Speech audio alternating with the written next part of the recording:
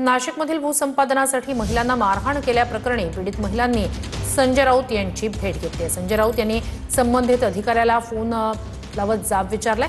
पीडित महिला अधिकाऱ्याच्या भेटीसाठी जिल्हाधिकारी कार्यालयात गेल्या होत्या। रिंग रोडच्या कामाच्या भूसंपादनासाठी या महिलांना पोलिसांकडून मारहाण झाल्याचा आरोप आहे।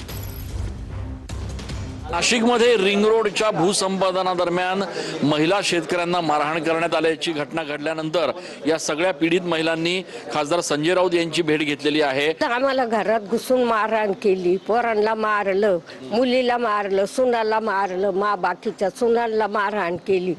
त्या पोराला तर खाली पाडून मारलं, असं आडवं पाडलं, काठीनं मारतोय आहे ना मोबाईल मध्ये। आम्ही तुम्हाला सांगते, तो पवन दत्त अक्षरशः महिलेवर अत्याचार केलेला आहे त्यांनी, आणि आम्हाला कुठल्याही परिस्थितीमध्ये शेतकऱ्याला जमीन द्यायची नाही, कुठल्याच नाही।